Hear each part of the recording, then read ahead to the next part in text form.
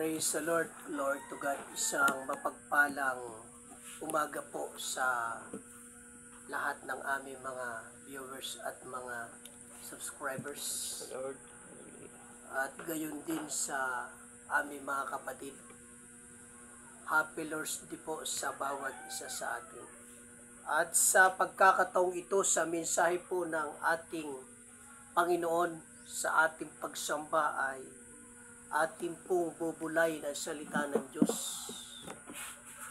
Ang muling pagparito ng Panginoon at ng wakas ng sanlibutan. Sa 2 Peter chapter 3 verse 9. Sige po, pakibasa sa 2 Peter chapter 3 verse 9. Hindi mapagpaliban ng Panginoon tungkol sa kanyang mga pangako na gaya ng pagpapalibang pinalalagay ng iba, kundi mapagpahinuhod sa inyo na hindi niya ibig na sino man ay mapahamak, kundi ang lahat ay magsipagsisi.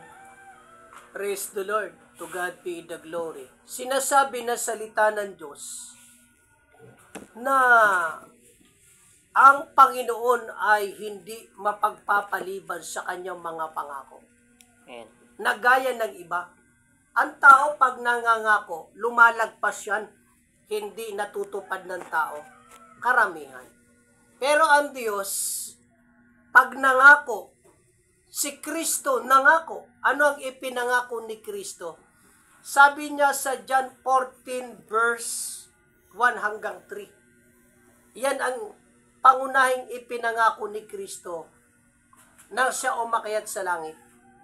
John chapter 14 verse 1 hanggang 3.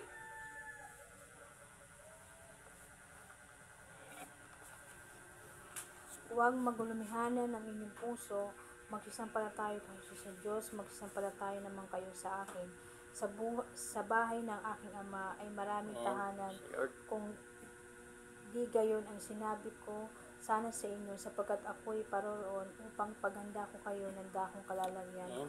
At kung ako'y pumaroon at kayo'y magsipaghanda ng kalalagyan, ay muling paparito ako at kayo'y tatanggapin ko sa aking sarili, upang kung saan ako naroon, kayo naman ay dumuon. Purihin ang Panginoon. Bagamat ang Panginoon ay maraming pangako, subalit ang pangako na ating pinagbubulayan sa mga pagkakataong ito, na hindi lalagpas, hindi sasablay, sabi ng talata, itong muling pagparito ng Panginoon. Amen.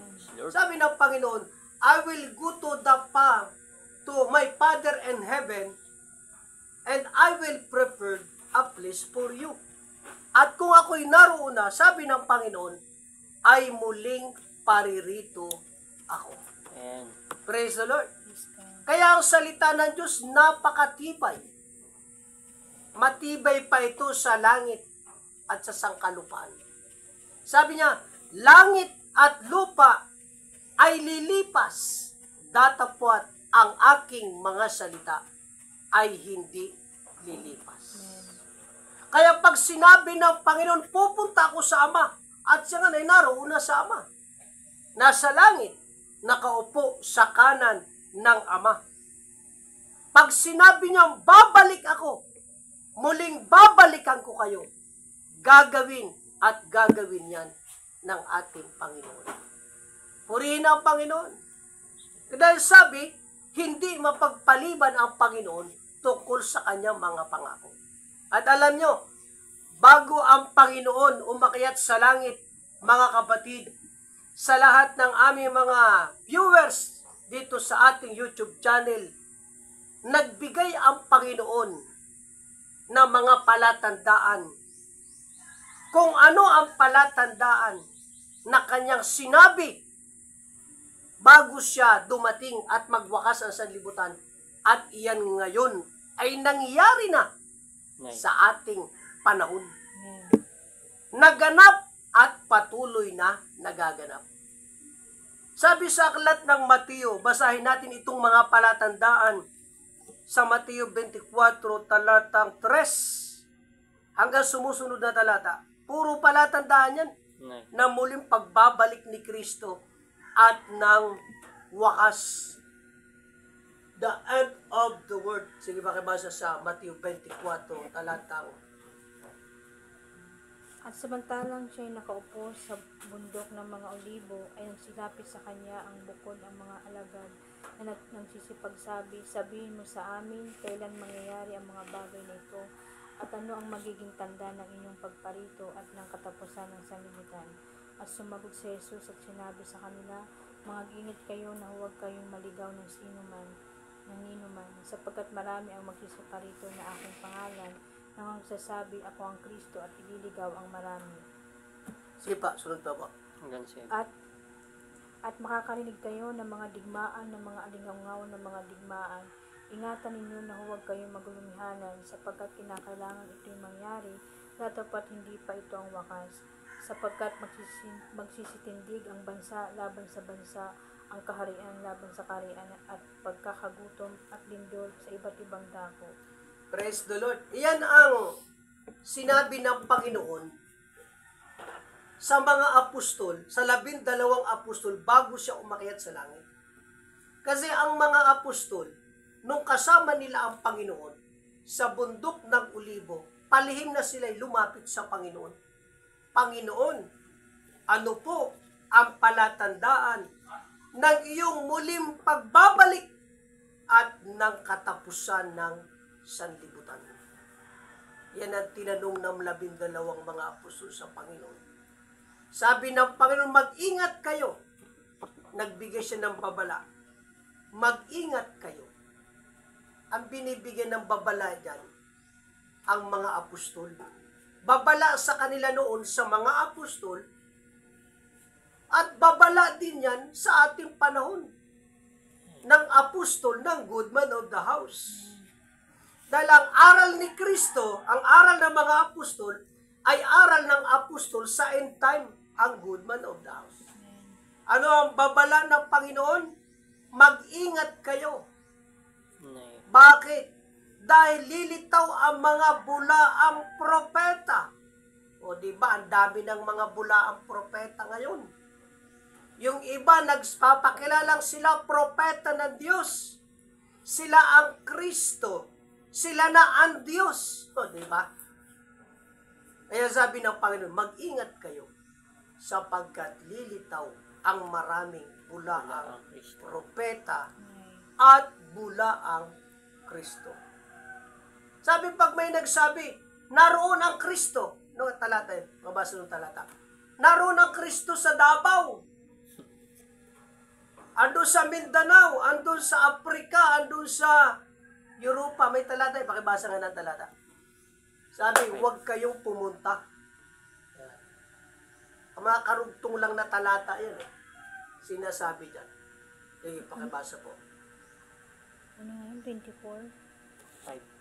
24:5. Sapagkat marami ang magsisiparito sa aking pangalan na magsasabi, ako ang Kristo, at ililigaw ang marami. Ayan. Marami ang lilitaw sa panahong ito ng kawakasan ng huling araw. Lumitaw na. Lahat nagsasabi, sila ay mga preacher ng katwiran ng Panginoon. Sasabihin pa nila sila ang Kristo. Sila ang Diyos. Pero sabi ng Panginoon, pag may lumitaw at magsabing sila ang Diyos, sila ang Kristo, huwag kayong pumunta. Pero anong ginawa ng marami nating kababayan? Pumunta doon sa matayong Davao. Dahil andun daw ang Kristo, ang anak ng Diyos. Kaya ito ay katuparan ng hula ng Panginoon na sa muling pagbabalik ni Kristo, lilitaw ang mga bulaang propeta, ang bulaang Kristo. Kaya marami ang pumunta. Pero tayo, na mga tinuruan ng apostol, hindi tayo pupunta doon. Bakit alam natin na yun ay bulaang propeta o bulaang Kristo? Praise the Lord. Kaya yan ang palatandaan na muling pagbabalik ni Kristo, ang sabi, at ng katapusan ng sanlibutan. Ano pa mga kapatid? Sabi, lilindol sa iba't ibang mga dako. Ano ang matunog ngayon na pinaghahandaan ng mundo? Yung darating na big one. The big one. The big one. Yung big one, nasa ano yan eh? Nasa Revelation yan eh. Yung, basahin nyo nga yung talata doon. Sa 19 ba yan? Yung magkakaroon ng pinakamalakas na lindol eh. Yung nga sa Revelation. Na itong pinakamalakas na lindol na ito, mula nung likhain ng mundo, hindi pa nangyari ito. Sa Apokalipsis 19. nasabi ay magkakaroon ng malakas na lindol. Sige, patingin mo nga dyan, Bradalan.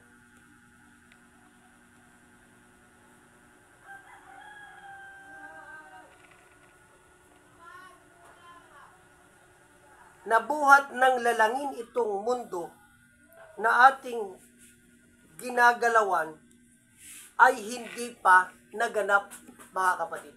Kaya na ba sabi, lilindol sa iba't ibang mga dako. Pero itong pinakamalakas na lindol, hindi pa nangyari yan. Kaya, pag nangyari yan, tinatawag na big one, yung mga building dyan sa Makati, magdadapo yan. 612. Oh, 6:12 ng Revelation. At nakita ko, nang buksan niya ang ika-6 na tatak, at nagkaroon ng malakas na lindol, at ang araw ay umitim, na gaya ng isang magaspang na kayong buhok na maitim, at ang buong buwan ay naging gaya ng dugo. Yan. Ito ang tinatawag na big one, malakas na lindol. Kaya sabi, ito kasing lindol, paulit-ulit lang itong nangyayari. Pero itang big one na pinakamalakas na lindol na hindi pa nangyayari yan. 11:13 meron. 11:30 ng Revelation. At ng oras na iyon ay nagkaroon ng isang malakas na lindol, at nag-iba ang 10 bahagi ng bayan. At may nangamatay sa lindol, 7,000 katao.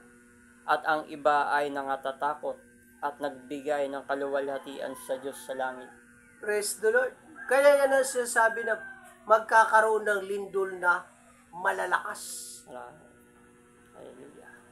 Paulit-ulit yan, pero yung pinakamalakas na lindol na sinasabi sa Zacarias na pati ang mga isla ay matutunaw sa pwerte ng lakas ng mga lindol, mga kapatid.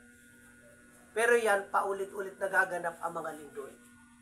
Isa yan sa mga palatandaan ng muling pagbabalik ni Kristo at ng katapusan ng sanlibutan. Pero, ang pinaka-sign na hindi paulit-ulit na nangyayari ng muling pagparito ni Kristo at ang wakas ng sanlibutan, itong tinatawag na paglago ng karunungan ng tao.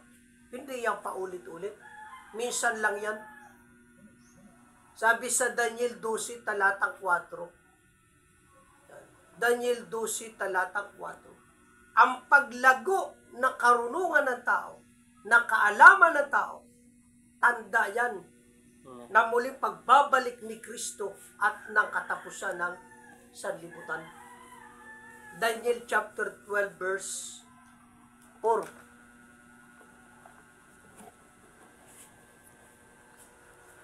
Ngunit ikaw, O Daniel, isara mo ang mga salta at takan mo ang aklat hanggang sa panahon ng kawakasan. Marami ang tatakbo at paparit-parito at ang kaalaman ay lalago.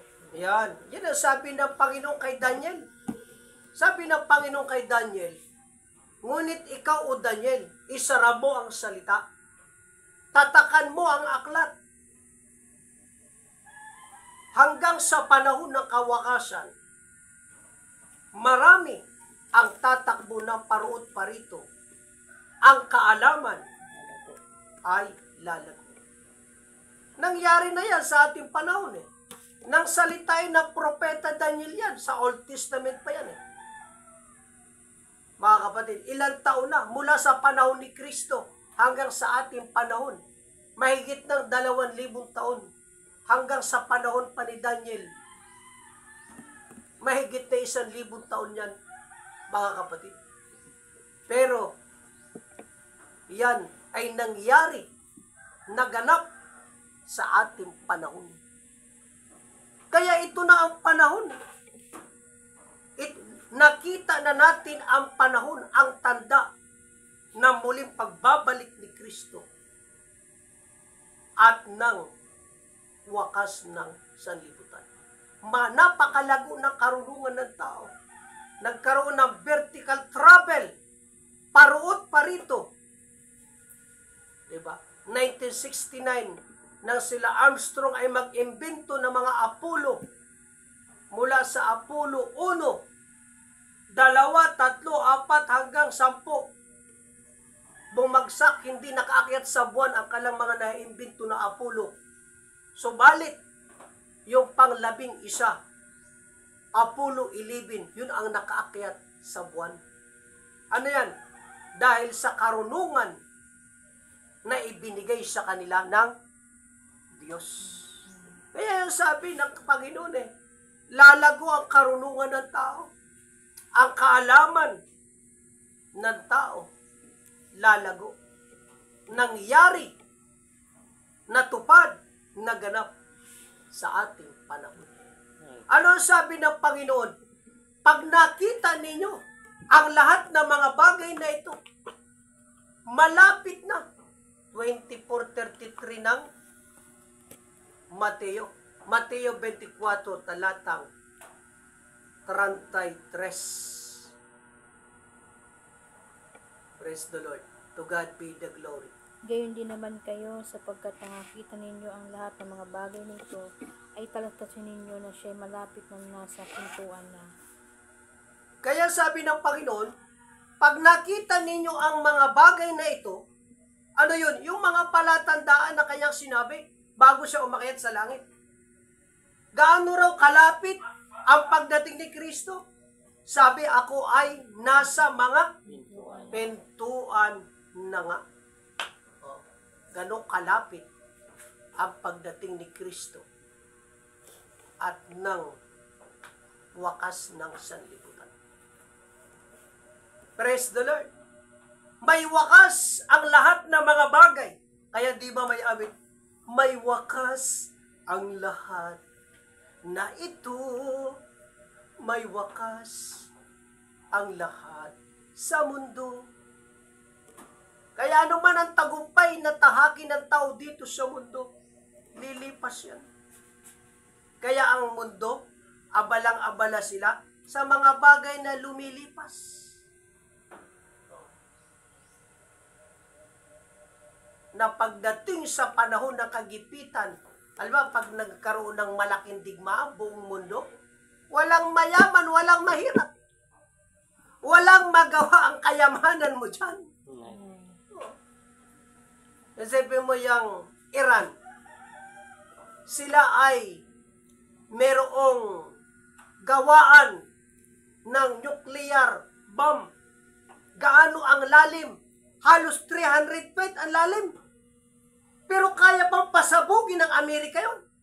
Sa tindi ng armas ng Amerika. Meron silang mga jeep fighter na may mga dalang mga bomba na kaya pumasok sa loob ng tunnel. Isipin mo yan, kung gano'ng katindi ang ng Amerika. Oh, isipin mo yan. Papasok sa loob ng tunnel. May mga bomba para pasabugin yung mga paggawa nila ng mga nuclear doon. Mga kapatid. Kaya pag hindi sumuko ang Iran, pulbos yung Iran matutunaw yung bansa na yan. Mga kapatid. Kaya, yan ang sabi, magkakagera bansa sa bansa, kaharian sa kaharian. Nagbabanta ang digmaan ng China at Taiwan. Pag nagkaroon ng digmaan ang China at Taiwan, damay tayo.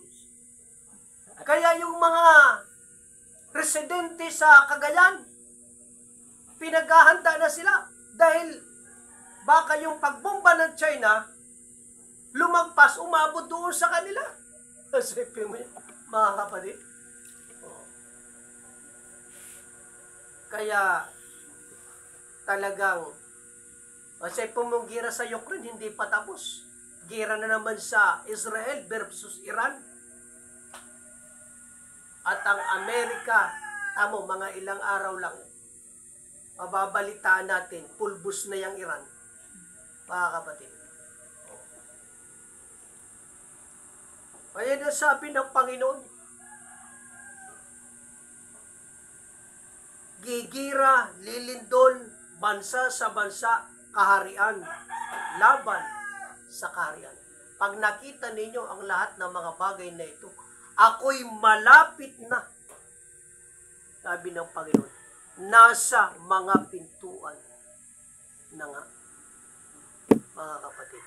Kaya sa aming mga viewers, mga subscribers, sa mga tagapanood po natin, ito na ang panahon ng wakas. Ito na ang panahon ng pagbabalik ng ating Panginoon.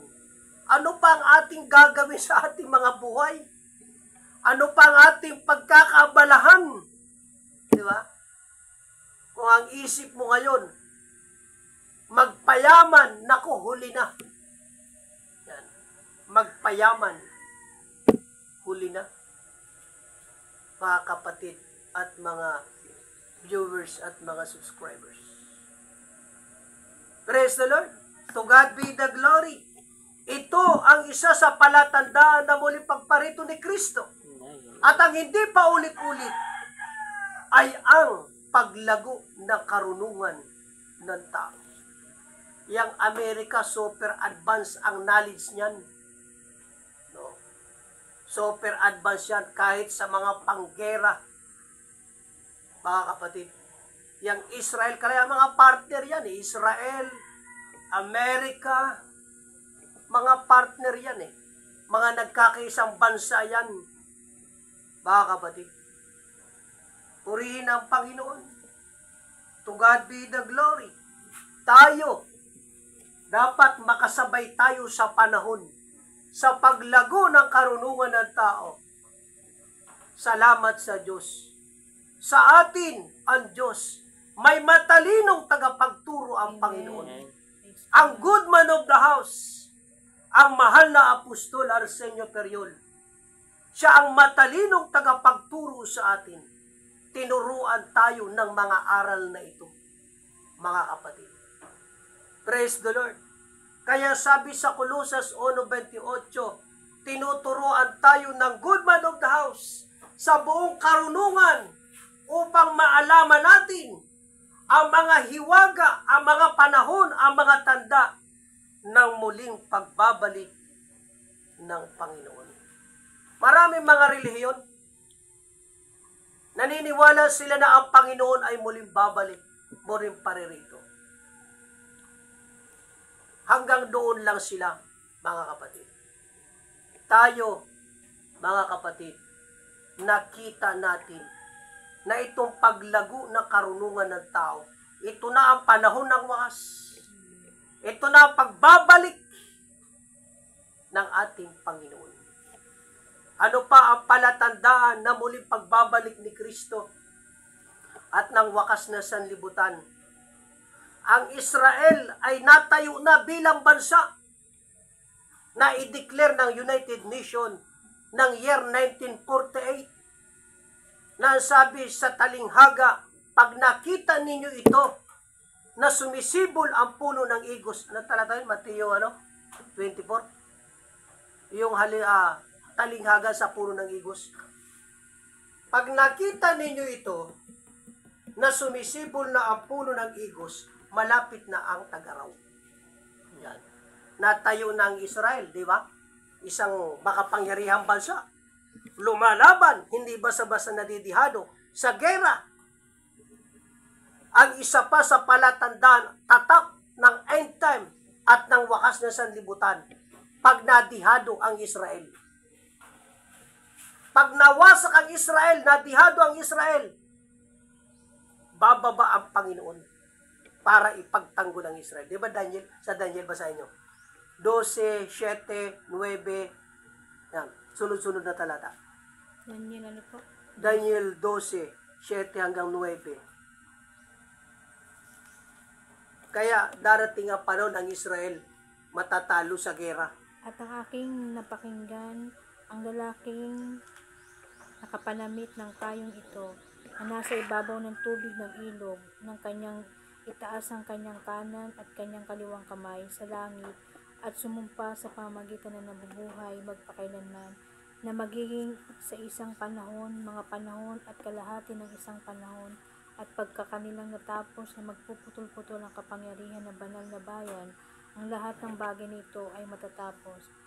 Ang aking narinig, ngunit di ko naunawa, nang magkagayon sinabi ko, O Panginoon ko, ano ang magiging wakas ng mga bagay na ito? At sinabi niya, yumaong ka ng inyong lakad, Daniel, sapagkat ang mga salta ay nasarhan at natataka ng hanggang sa panahon ng kawakasan.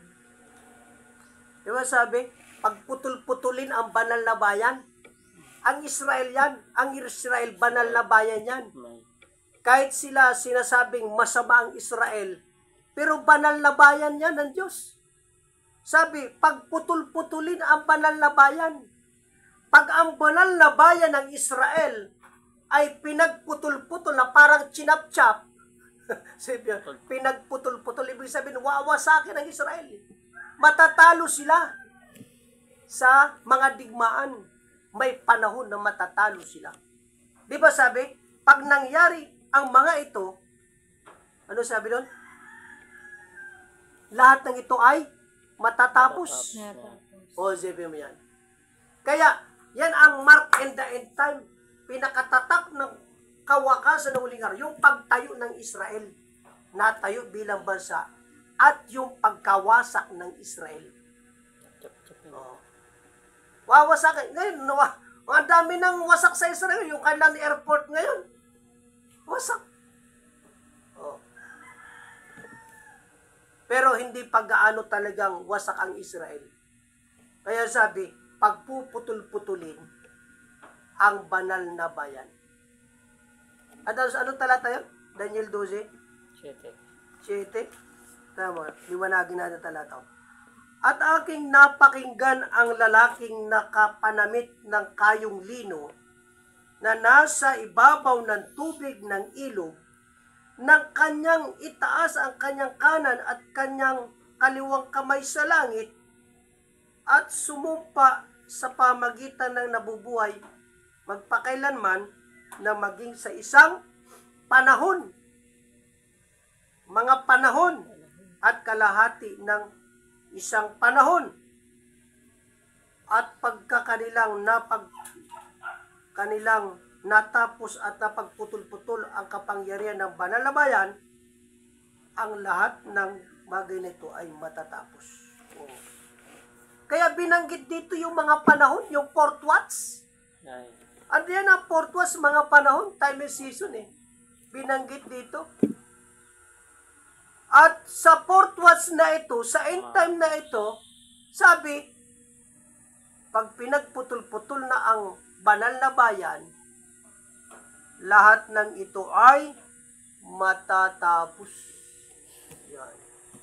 Kaya ang fourth watch, ang tanda na ngayon ay end time, panahon ng wakas, panahon ng pagbabalik ni Kristo, dahil fourth watch na.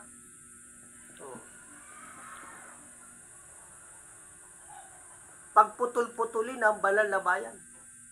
Pag nalupig ang Israel, nawasak ang Israel, sabi lahat ng ito matatapos. Doon bababa ang Panginoon. Para ano? Para siya mismo ang makikipagdigma sa mga bansa na winasak ang kanyang bayang Israel. Ganyang kamahal ng Diyos ni Kristo ang Israel. Bababa siya para siya ang makipagdigma sa mga bansa na kumalaban sa kanyang bayan. Siya mismo ang lalaban. Kakayanin ba ng mga Muslim country yan? Ng mga Arabo? Kakayanin ba ng Russia, ng China, na makipagdigma sa Diyos na makapangyarihan sa lahat? Sa Diyos ng Israel? Diba? Hindi nila kakayanin yan, mga kapatid. Kaya yan ang palatandaan. Hindi yan double reference na paulit-ulit. Minsan lang yan. Yung end time, yung paglago ng karunungan ng tao, minsan lang yan. Wala na susunod na panahon yan. Yung pagkawasak ng Israel, minsan lang mangyari yan. Pero pag nangyari yan, pag putol-putulin ang banal na bayan, ang Panginoon bababa. Para sakluluhan ang kanyang mahal na bayan na ipinangako kay Abraham. Ang Israel kaaway sa Ebanghelyo, pero pinakamamahal sa magulang dahil kay Abraham. No? Mahal na Panginoon si Abraham. Mahal ng Diyos ang lahi ni Abraham. Kaya sa panahon ng digmaan, pag natalo ang Israel, sasakluluhan sila ng Diyos, ng Panginoon. Mga kapatid, yan ang tanda ng muling pagbabalik ni Kristo at ng wakas ng sanlibutan. Purihin ang Panginoon. To God be the glory. Kaya ano pa, mga kapatid, yung tanda ng muling pagparito ni Kristo at ng wakas ng sanlibutan. Yung aklat na sarado at natatago sa katahimikan ng panahon na walang hanggan, ngayon ay nabuksan. Asipin niyan. Daniel, Roma chapter, doon muna sa Daniel, 12:4.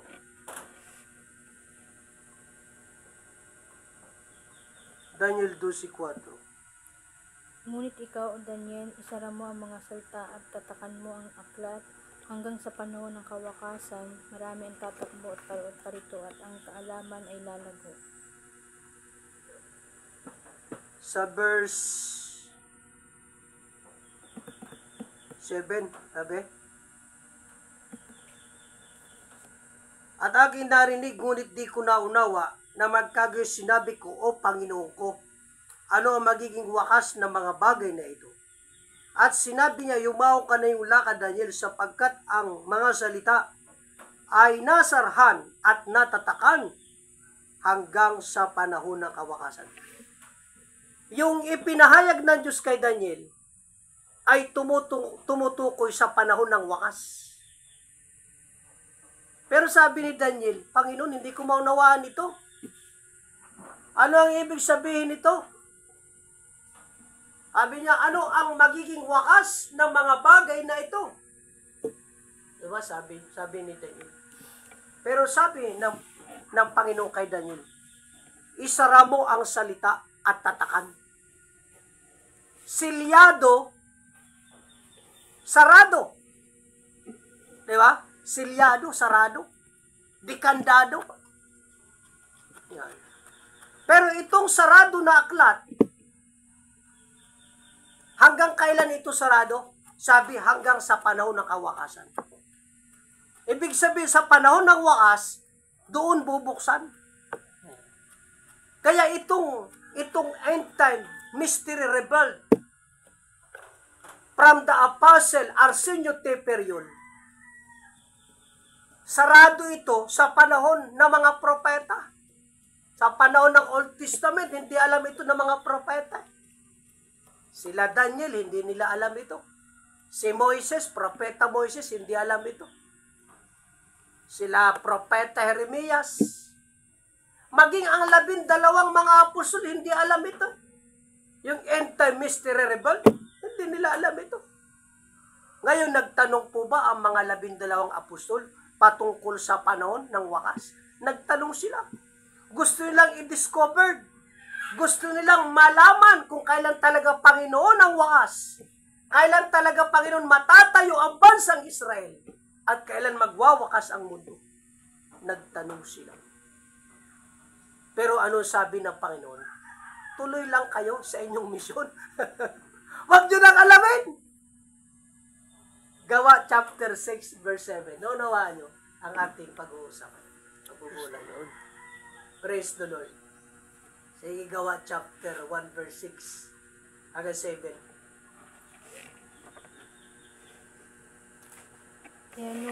Tinanong nga siya nila nang sila'y nagkakatipo na nagsasabi, Panginoon, isasauli mo baga ang kaharian sa Israel sa panahon ito? At sinabi niya sa kanila, hindi ukol sa inyo ang pagkaalam ng mga panahon o ang mga bahagi ng panahon na itinakda ng Ama sa kanyang sariling kapamahalaan. Purihin ang Panginoon. Kaya gusto nilang alamin ang panahon ng fourth watch. Kung kailan, anong panahon ang Israel maipapanumbalik, matatayo bilang bansang Israel. Kasi ang Israel, mga kapatid, halos 1,872 years na wala itong sariling bansa, teritoryo. Sila ay inalipin ng mga kaharian. Babylonian Empire, inalipin sila. Grecian Empire, Roman Empire, halos 4 na kaharian, 4 kingdom ang umalipin sa mga Israelita. Pero alam nyo, sa ika-4 na kingdom, 4 kingdom, yun ang Roman Empire, imperyo ng Roma. Doon naman dumating ang Panginoon. Kaya ang Panginoon dumating siya sa ika-4 na kaharian eh. Ibig sabihin, ipinanganak ang Kristo nung siya magkatawan tao bilang tagapagligtas ng Israel ng buong mundo sa panahon ng Roman Empire.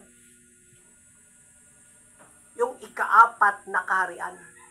Yung ika-4 na kaharian, tumutukoy din sa ika-4 na panahon. Kaya dumating si Kristo sa ika-4 na panahon, 4 kingdom. Praise the Lord. Itong second coming of Christ, darating din si Kristo at hindi sasablay. Hindi papalpak yung prophecy na yan. Tinatakan yan. Darating siya sa ika-4 na panahong ito. Fourth watch. Kaya, ngayon na ang patunay na tayo ay nasa panahon ng wakas sapagkat fourth watch na. Yung sarado na aklat ay binuksan.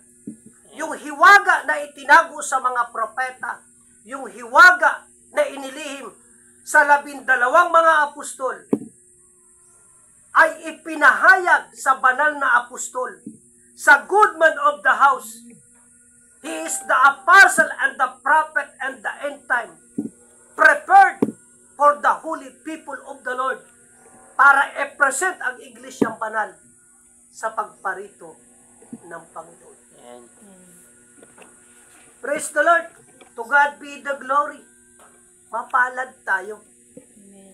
Dahil tayo nasa arka ng kaligtasan, ang iglesia na pinapangasiwaan ng good man of the house, na siyang pinahayagan ng end-time mystery. Mga kapatid, kasama tayo na inilagay. Amen. Noon sa panahon ni Noe, ang mga ligtas, liban na makapasok sa arka ni Noe. Pero lahat ng mga walang paniniwala sa propeta Noe, kumalaban sa propeta Noe, tiyak hindi pinapasok sa arka.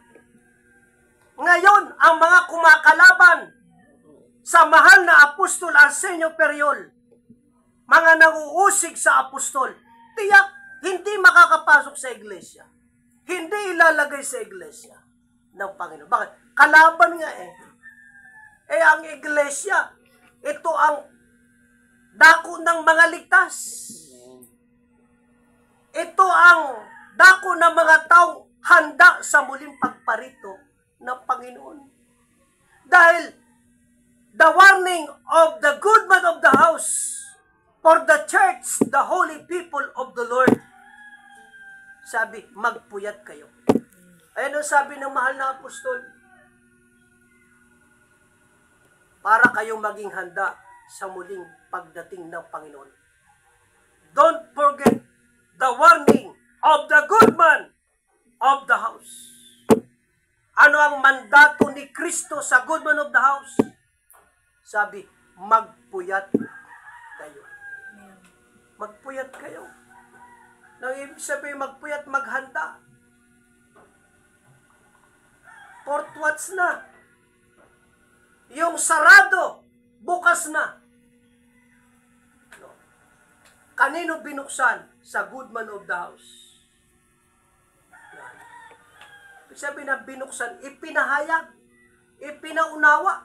Kaya sa atin, ang mga ministro, ang leader natin, ang mahal na apostol, hindi lang basta nakabasa ng Biblia, hindi lang basta nag-seminar, nag-aral ng Bible School, mismo direkta ang Diyos na nagpahayag sa good man of the house. Amen. Kaya malaki ang pagkakaiba ng mahal na apostol, Arsenio Periol, kaila Kibuloy, kaila Felix Manalo, kaila Soriano, sa mga pare. Bakit lahat ng mga iyan nakabasa lang sila, nagseminar lang sila, pero ang mahal na apostol, mismo at direkta na ang Diyos ang nagpahayag sa kanya. Di ba sabi sa Galatia, chapter 1, verse 11 hanggang 12? Basahin natin.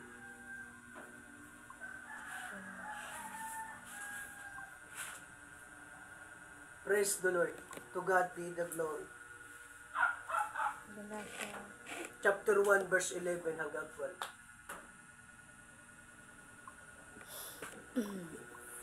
Sapagkat aking pinatatalastas sa inyo, mga kapatid, tungkol sa ebanghelyo na aking pinangalan, na ito'y hindi ayon sa tao, sapagkat hindi ko tinanggap ito sa tao, ni itinuro man sa akin, kundi aking tinanggap sa pamagitan ng pahayag ni Jesucristo. Kaya itong aral na ito, ipinahayag na Diyos mismo sa apostol. Direkta na ang Diyos ay nagpahayag. Kahit tapos na ang Biblia, itong Biblia na isulat ito to the revelation of God. Pinahayagan ng mga apostol. Kaya nasulat ito. Diyos mismo ang nagpahayag sa kanila. Kaya nasulat ito. Purihin ang Panginoon. Kahit tapos na ang Biblia na isulat, ang Diyos ay patuloy na nagpapahayag. Purihin ang Panginoon. The last mystery revealed, written in the Holy Scripture, na hindi alam ng mga propeta, ng mga leader ng mga relihiyon ngayon. Yun ang ipinahayag sa ating panahon. Ang panahon ng pagbabalik ng Panginoon. Di ba sabi sa Ephesians chapter 3 verse 5? Noong unang panahon, hindi pinakilala sa mga tao. Ngayon, ipinahayag sa banal na apostol at propeta sa Espiritu. Anong ipinahayag? Yung sarado na hiwaga. Bakit ipinahayag? End time na kasi. Purihin ang Panginoon. Napakatibay ng doktrina ng fourth watch. Amen. Kaya ito kasama ito sa doctrine of 70 weeks. Itong itinuro namin sa inyo. Ang mga kapatid, ang mga kabataan, na mga nagsipag talaga ng buhay, pag naunawaan nila ang sitwasyon ng ating panahon. Panahon na ng wakas, panahon na ng pagdating ni Kristo. Ano pa ang gagawin natin? Mga viewers, mga subscribers, mga kapatid, ano ang gagawin pa natin sa ating mga buhay? Ano pa ang ating pagkakaabalahan sa ating mga buhay. Nawawasak na ang Iran, nawawasak na ang Israel dahil sa mga pagsabog ng mga missile. Ang kinatatakutan ng buong mundo, yan digmaan nuklear. Bakit? Lason yan. Sa hangin. Lason yan. Kaya nga yan ang lalong inaano ng Amerika na yung mga bansa na gumagawa niyang nuclear na dapat may kasulatan at permahan yan. Hindi basta-basta gagawa niyan. Bakit? Pag meron kang ano yan, nuclear missile, pag pinasabog mo yan, para ka nagpapakamatay yan eh. Bakit? Pati ikaw na bansa mo, kasama. Sipin mo yan. Pasabugin mo yan. Para ka nagpapakamatay yan eh. Bakit? Lason sa hangin yan. Pero alam nyo, itong digmaan nuclear, bago magaganap yan, wala na tayo dito sa mundo, mga kapatid. Kaya, panahon na ng wakas, darating na ang Panginoon. Ano sabi ng Panginoon sa Good Man of the House? Pagpuyatin ang iglesia. Kaya mga kapatid, na mga urong-sulong sa pananampalataya, mapag-alinlangan, kailan pa magtatapat sa paglilingkod. Yung mga kapatid na hindi nagtatapat, mapagbulong sa tulungan, sa ambagan, mapagbulong. Yan ba ang pagpupuyat na paglilingkod? Hindi pagpupuyat yan. Di ba? Hindi pagpupuyat yan. Pag ikaw malaki ang pananampalataya mo sa Diyos, sa Good Man of the House, lahat ng programa ng Good Man of the House, lahat ng ligasiya ng Good Man of the House, we are willing to support. Ay kamalayan ka na iyon ay paglilingkod mo sa Diyos. Lord. Sabi sa Corinthians 15:15, maging matatag kayo mga kapatid, maging matibay kayo, sumagana kayo sa paglilingkod. Iwaksin na natin ang kasakiman, ang pagiging makasarili, ang panlalamig sa pananampalataya. Diba? Dapat umalab na ang ating paglilingkod. Ibagay natin sa panahon. Ibagay natin sa panahon ng ating paglilingkod. Bakit? Rapture na, magra-rapture na. No? Bago maganap ang Third World War, magra-rapture na. Kasi ang iglesia hindi itinalaga sa kapahamakan eh. Ang ililigtas ng Panginoon sa rapture, yung mga ligtas. Ang iglesia dako ng mga ligtas na yan eh. Hindi sa araw ng paghukom ang ating kaligtasan. Iniligtas na tayo ng Panginoon. Kaya si Kristo babalik para sa atin, para sa banal na iglesia. Ang sabi ng ministro ng Manalo, sikapin natin mga kapatid, na tayo makapanatili sa iglesia, dahil ang iglesia ang ililigtas sa araw ng paghukom. Isipin mo yan. Tayo ligtas na. Wala nang maliligtas sa araw ng paghukom. Sa rapture, kompleto ang ating kaligtasan. Bibihisan tayo ni Kristo ng katawan na makalangit, kaya siya babalik dahil dadalhin tayo sa langit. Pwede naman ang anghel na lang ang bumaba, para dalhin tayo sa langit. Pero isipin mo yan, si Kristo talaga ang bababa sa mga alapaap. Sa alapaap.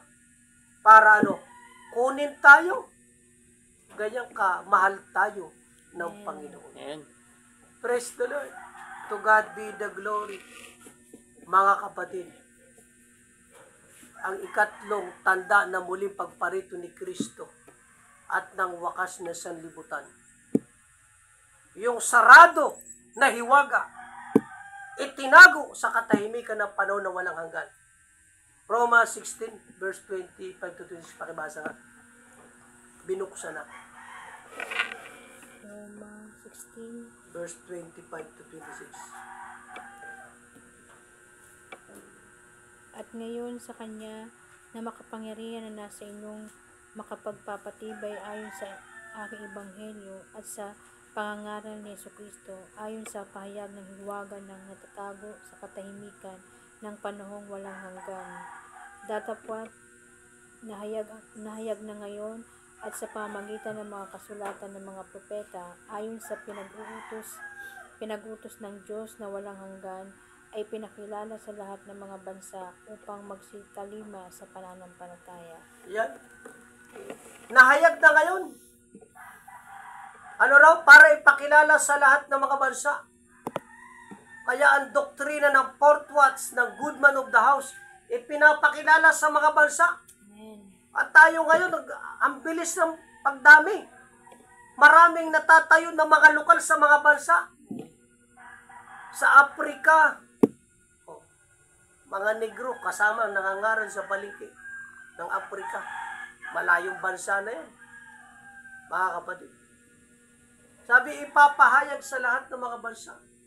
Nahayag na ngayon. Kaya, ang ibanghilyo ni Kristo, yun ang ibanghilyo ng mga apostol, sabi, may kalakip na mga pahayag ng mga hiwaga. At yan ay nahayag na sa ating panahon. And now, God revealed the holy apostle and the prophet. Praise the Lord. Ito na ang panahon ng pagbabalik ng Panginoon. Wala nang iba na panahon. Purihin ang Panginoon. Panahon na. Para ang mga kapatid maghanda. Ang mga kapatid magpuyat. No? Magpuyat sa paglilingkod. Ibig sabihin, magtapat sa paglilingkod sa Panginoon. Hindi na uso ngayon ang tisod-tisod. Hindi na uso ngayon yung urong-sulong na paglilingkod. Sasamba, hindi. Hindi. Ngayon ang paglilingkod, patibayan, pasakdalan sa paglilingkod ang Panginoon. Ipag-pray natin na sa panahon na dumating ang Panginoon, makasama tayo. Amen. Sa Sa rapture. Oh. Ay bakit? Ang hirap pag naiwan ka sa rapture. Dadanasin mo ang Great Tribulation. Ibubuhos ng 7 anghel ang salot. Sa araw, ibubuhos sa araw ang salot. Ang tao sa sikat ng araw, mamamatay, masusunog. Ibubuhos ang mga salot sa karagatan. Sa mga kailugan, magiging dugo. Masipin mo yan. Magiging dugo. Grabe mga kapatid. Purihin ang Panginoon, mga kapatid. Sabi ni San Pablo sa Roma 12, 14-12 ba yun? Roma 14:12. Sabi, magsigising kayo, 12:13 ba yan? Sige na, pakibasa. Roma 12:13 po. 13:12 siguro yan. 13:11. 13:11. At ito yamang nakilala ang panahon na ngayon kapanahunan ng magsisigising kayo sa pagkakatulog, sapagkat ngayon ay lalong malapit na sa atin ang kaligtasan kaysa nang tayo magsisampalataya ng una. Amen. Kaya sabi sa sulat ni San Pablo, malapit ng ating kaligtasan kaysa tayo nagsisampalataya ng una. Kaya sabi, at ito yamang nakikilala ang panahon na ngayon ay kapanahunan na nga. Nakikilala natin ang panahon ng pagdating ng Panginoon. ito na nga ang kapanahunan ng pagdating ng Panginoon. Sabi, ano ang gagawin natin? Nang magsigising kayo. O, magsigising kayo. Sa pagkakatulog. Ang mga natulog pala sila sa pananampalataya. Sabi ni San Pablo, nakikilala nyo ang panahon. Ito'y kapanahunan na nga. Sabi ni San Pablo, magsigising kayo sa pagkakatulog. Sapagat ngayon ay lalong malapit na sa atin ang kaligtasan. Kung sa panahon nila San Pablo, malapit na ang kaligtasan nila, sa panahon noon, mas lalong malapit sa ating panahon. Di ba? Sabi yan. Kaya kaysa ng tayo'y magsisampalataya nung una, ang gabi ay totoong malalim. At ang araw ay malapit na.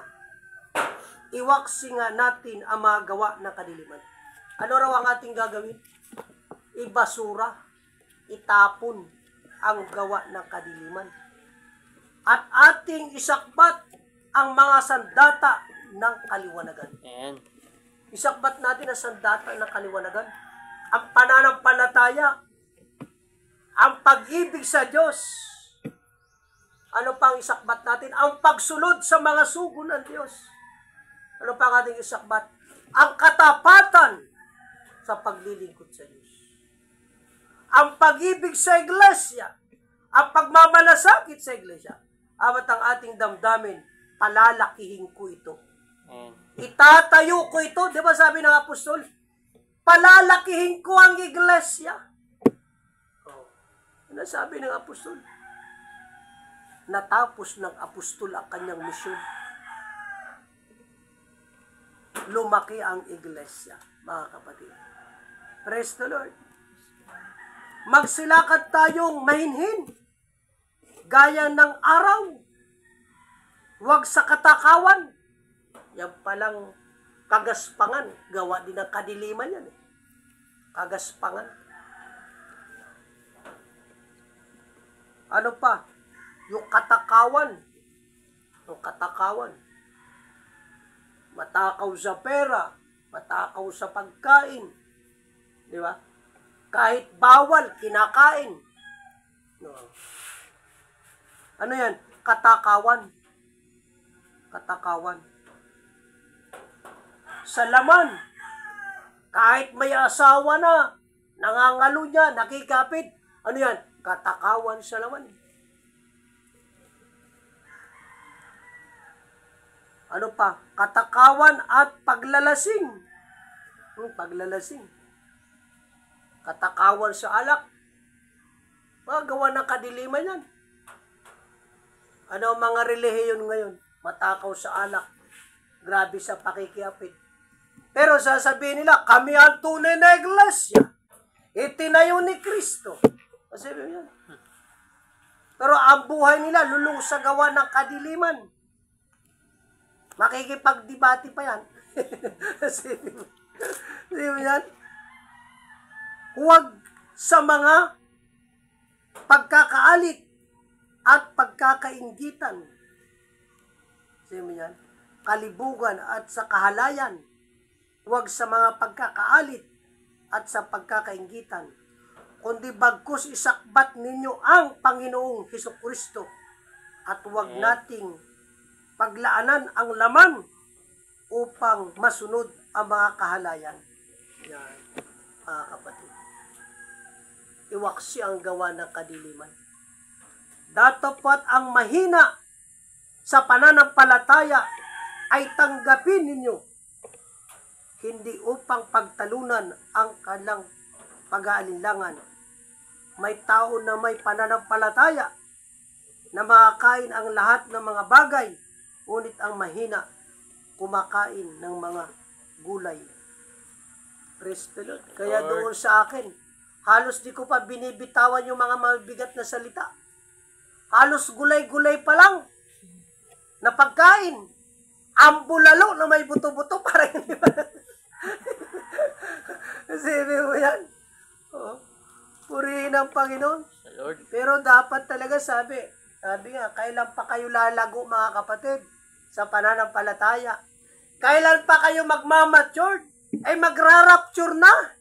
Ay. Panahon na ng wakas, panahon na ng pagdating ni Kristo. Di ba? Kailan pa magrarapture? Kailan pa matutong umambag para sa gawain ng Diyos? Kailan pa matututong mag-ikapo? O, di ba? Para sa gawain ng Panginoon. Sabi ko sa kanila, sino sa inyo ang tiso dito sa ambagan at ikapo? Kausapin nyo lang ako. Ibigay ko kayo sa pare. At magkatuli ko na lang kayo. O, pagka kayo tisod sa ambagan, sa ikapo, mag-ikapo na lang kayo. Baka hindi, pagkatuli ko lang, baka hindi rin kayo mararapture eh. Ay bakit? Yung mangnanakaw, binibilanggo yan. Diba? Ang mangnanakaw, hindi papasok sa langit. Mga mangnanakaw. Ang tunay na mga nagpupuyat, tunay na mga port watcher, masunurin. Amen. Very supportive sa iglesia. Very supportive sa sugo ng Diyos. Ngayon, mga kapatid, tayo, hindi pinabayaan ng Diyos. Bakit? Ang Diyos ay muling naghalal ng panibagong apostol. Ipinagpatuloy ang ligasiyan ng good man of the house sa pamagitan ng mahal na apostol, Jonathan Santos. Itinalagasan ng Diyos bilang apostol. Paano? Tinawag, pinatungan ng kamay ng good man of the house. Ang apostol, merong apostolic authority na maghalal ng panibagong leader, panibagong apostol, magbigay ng kaloob sa Espiritu para pangunahan at pamahalaan ng iglesia. Kaya ang iglesia iaharap kay Kristong sakdal na iglesia. Ipe-present ng good man of the house. At ito ipinagpatuloy ng mahal na Apostle Jonathan Espiritu. Mga kapatid, gising tayo. Nakikilala natin ang panahon. Ito na ang kapanahunan. Hayag na ang mga tanda na muling pagparito ni Kristo at ng wakas na sanlibutan. Ang digmaan, sabay-sabay. Ang digmaan sa Ukraine laban sa Russia hindi pa tapos. Ang digmaan sa Israel laban sa Iran tuloy-tuloy hanggang ngayon. At mamamalaya natin pag kumilos na ang Amerika, kawawa ang Iran. Ang digmaan sa Taiwan laban sa China, pag nagsimula ang gira dyan, damay ang Pilipinas. Anong gagawin natin sa ating mga buhay? No. Gising tayo. Ang Panginoon ay babalik. Ito ang panahon ng pagbabalik ni Kristo. Ito ang panahon ng wakas. Sa aming mga viewers, gusto nyo ba makasama kayo sa rapture? Walang ibang iglesia na babalikan si Kristo at kukunin ang iglesyang ito na pinangasiwaan ng buhay na apostol sa ating panahon. Mga kapatid, darating ang Panginoon. Italaga natin ang ating buhay. Maglingkod tayo. Panginoon, isama mo kami. Panginoon, sa panahon na dumating ka, huwag mo kaming iiwan sa mundong ito. Isama mo kami, Panginoon. Gawin mo kaming masunurin sa iyo. Anumang hirap, anumang pagsubok, tulungan mo kami makapanatili. Tulungan mo kami magtapat. Sa mga backslider, ano ang plano nyo sa inyong mga buhay? Kawawa kayo. Kayo lang ang lugi. May panahon pa para tayo manumbalik upang tayo biyayaan ng Panginoon. Dahil walang ibang iglesia na babalikan si Kristo, kundi ang iglesia na itinayo ni Kristo, itinayo ng Diyos through the apostle, the good man of the house, and the end time. Ito ang iglesyang aabot sa sakdal na paglilingkod. Salamat sa Panginoon. Napakabuti na Diyos sa atin. Kahit anong hirap, kahit anong pagsubok, sikapin natin makapanatili, makapagpatuloy. Hindi tayo mahadlangan ng kahirapan, ng karamdaman, anumang pagsubok, ilaban natin ang ating pananampalataya. Sikapin natin makapagpatuloy. Sa mga pagkakataong ito, tayo ay luluhod sa Panginoon. Sabihin natin sa Panginoon, narito kami. Maglilingkod kami sa iyo. Susunod kami sa iyo. Susuportahan namin ang iyong iglesia. Itatayo namin ang iyong iglesia. Sikapin natin ang ating mga kaibigan, ang ating mga kamag-anak, mga kapamilya. Dalhin natin sila sa Panginoon para sila makasama sa pangako ng Panginoon. Purihin ang Panginoon. Tayong lahat ay mananalangin. Awitin natin ang praise the Lord. Awitin natin ang katapatan mo, Diyos. Purihin ang Panginoon.